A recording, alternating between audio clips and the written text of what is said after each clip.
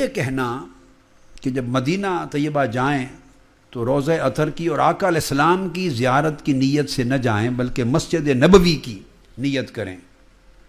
اب ایک میں چھوٹی سی بات، اگر اللہ نے رتی برابر بھی کسی کو عقل اور شعور دیا ہو، اس کے سمجھانے کے لیے کہہ رہا ہوں، نادانو، جس مسجد نبوی کی نیت کر کے جانا چاہتے ہو، اس مسجد نبوی کو یہ درجہ کس نے دیا ہے؟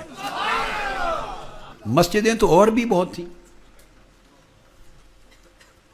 اللہ کے گھر تو بہت ہیں، مسجدیں تو اور بھی بہت ہیں، اس مسجد نبوی کو زیارت کے قابل کس نے بنایا ہے؟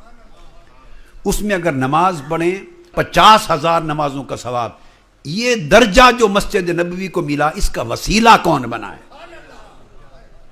کتنی بے عقلی کی اور بے حکمتی کی اور ناسمجھی کی بات ہے، جس رسول پاک صلی اللہ علیہ وآلہ وسلم کے قدموں کے صدقے سے مسجد نبوی کو مسجد حرام کے بعد کائنات میں سب سے اونچا درجہ ملا، اس کی زیارت کی نیت حرام ہو جائے اور مسجد نبوی کی حلال ہو جائے۔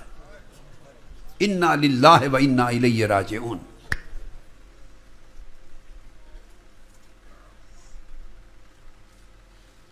بڑی عجیب سوچ ہے کہ اس مسجد نبوی کو تو فضیلت ہی آقا علیہ السلام کے قدموں سے دی۔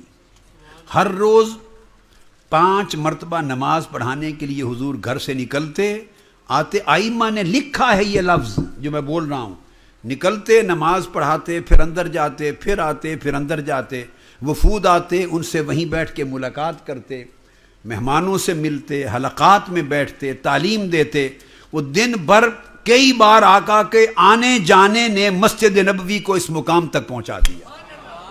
وہ جو حضور کے قدم لگتے رہے ہر روز اتنی کثرت کے ساتھ، اور جس حصہ فرش پر میرے آقا بیٹھتے اٹھتے رہے اور چلتے پھرتے رہے اور اعتکاف بیٹھے اور حلقات کیے اور اجتماع کیے، اور آپ کے مبارک سانس کی ہوائیں اور مہکیں نے جن کو معطر کیا، تو آقا کے قدموں کے صدقے سے وہ مسجد نبوی اس قابل بنی 50,000 نمازوں کے اجر کا باعث ہو۔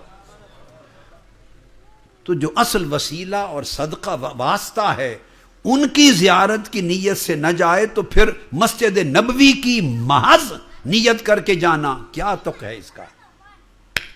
اللہ کیا قبول کرے گا؟ یہ گویا نعمت عظمیٰ کے اوپر ناشکری اور کفران نعمت ہے۔ مسجد نبوی کی زیارت کی نیت کرنی چاہیے، وہاں نماز کی نیت کرنی چاہیے، بڑا اجر و ثواب ہوتا ہے، اس کی نیت کرنی چاہیے، مگر اس کا یہ مطلب کیسے ہو گیا کہ آقا علیہ السلام کی زیارت کی نیت سے نہ جایا جائے، روضہ رسول کی زیارت کی نیت سے نہ جایا جائے؟ معاذ اللہ۔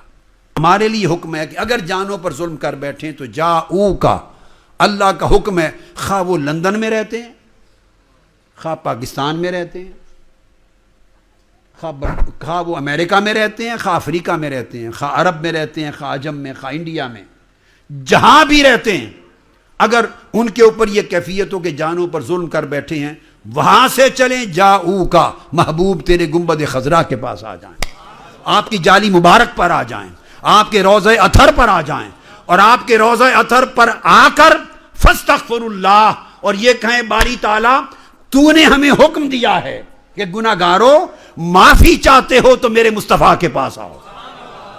سو ہم آ گئے، معاف کر دے، اور پھر محبوب بھی اندر سے سفارش کر دیں، مولا ان کو معاف کر دے، اللہ تعالیٰ ان کی توبہ قبول فرما لے گا۔ اب یہ جو حکم ہے جاؤ کا، آ جائیں میرے محبوب آپ کے پاس، تو گوئی گھر سے چلتے ہوئے حضور کے پاس جانے کی نیت کرنی چاہیے یا نہیں؟